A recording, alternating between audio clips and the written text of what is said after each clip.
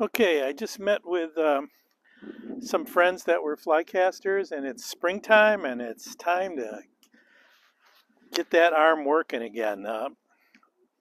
If you're like me, I'm not a big steelheader. I'm mostly a summertime fisher. So, over the winter, you let things go. So it's a good time to get out when you get these nice days to get out there and practice.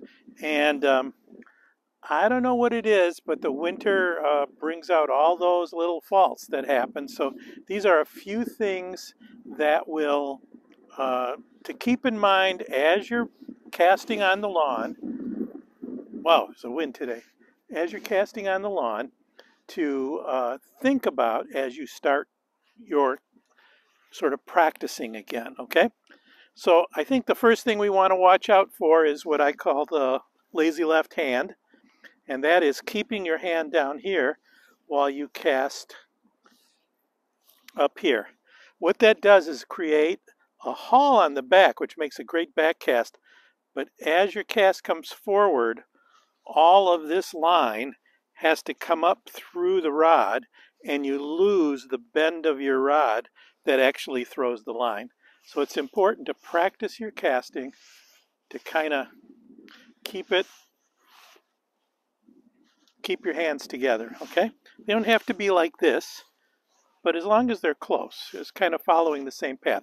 So there isn't line running through back and forth, okay? When you get to double hauling, that's a different story. So that's the first thing, is avoid the lazy left hand, which is down here, okay? Uh, the second thing is, here's another thing I notice a lot of people start doing. And again, it's not that it's wrong, but it's better to sort of have a prescribed way of doing things so you can correct your problems as they go forward. Okay, so there's no right or wrong way, there's just a consistent way. And a good way to be consistent is I see people start to cast and their arm is way out here, and that's fine and good, and I can cast like that, maybe not all day, but I can cast all that.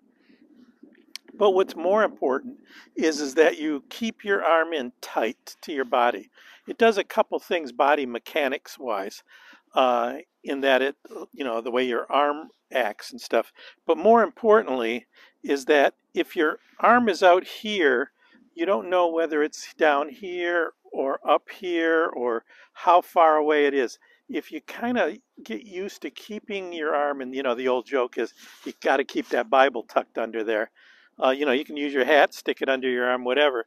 But if you keep that arm in tight, what it'll do is then when you go to adjust things, let's say your grip's not right or something like that, you don't have too many variables. So again, your try to keep your arm in close. Okay, so one of those things that happens over the winter, people start they're having trouble, and then it starts getting almost over your head. Okay, so you want to try to keep that arm in tight. Um, Another thing I want to talk about, and again, it's not a big deal, but it'll start to happen slowly, and it's kind of an intermediate sort of a thing. In the beginning, you're told to stop and stop and stop, and you get really good at that stopping. Um, and then all of a sudden, I don't know if you go see A River Runs Through It, or there's a new movie out with Brian Cox that's quite cute. But all of a sudden, people just want to get more graceful about their casting, and they lose the stop, or they'll stop and then kind of not really stop. They'll sort of just continue on, and that's a thing called drift, or there's a lot of names for it. But you want to really make sure that's a hard stop, and then bring it down. It's just for a second, but it's the time you want to stop long enough, just long enough, for the rod to go from here to here. See, it's bending.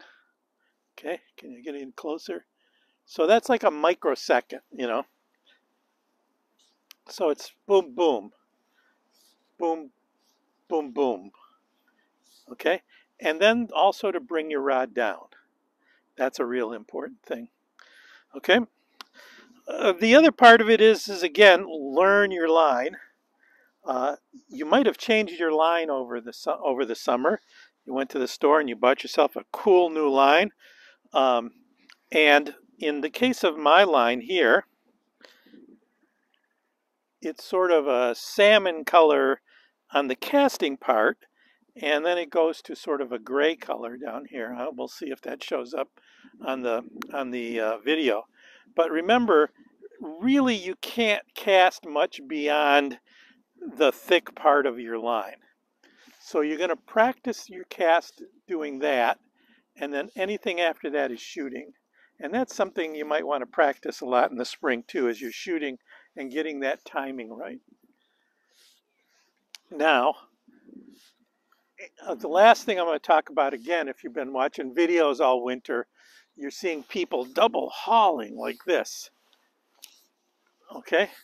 And really, you don't need to double haul that much. In fact, I want to just show you that just by a quick short pull is all you need for double hauling.